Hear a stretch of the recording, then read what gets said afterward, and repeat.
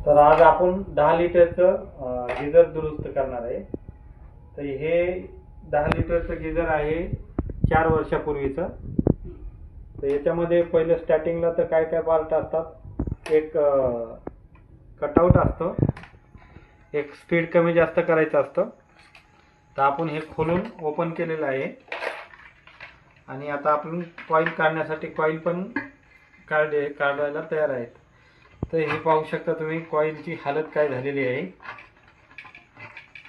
Stop. अरे बापरे,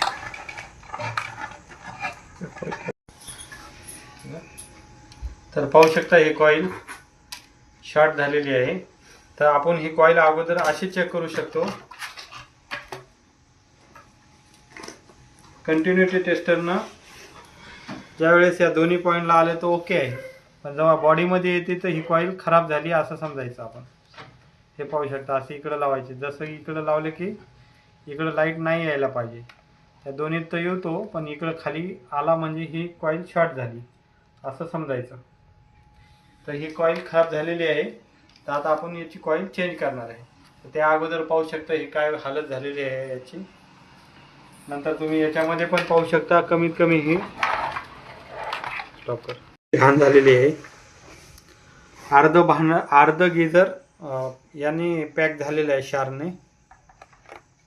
पाहू शकता तुम्ही गिझर मध्ये किती घाण निघत आहे, हे पाहू शकता बघा।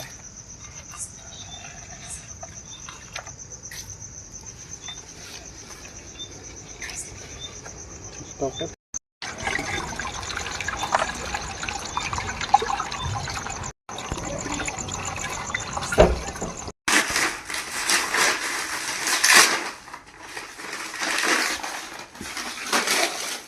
तर मित्रांनो, आपण मिक्सर गिझर मधलं पूर्ण घाण काढलेली आहे आणि आता आपण नवीन कॉईल आणलेली आहे।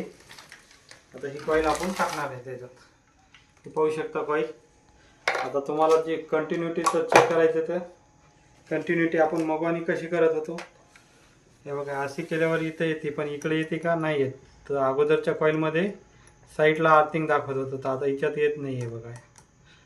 म्हणजे इथं येते पण इकडे येत नाही, म्हणजे ही कॉईल ओके आहे, नवीन आहे।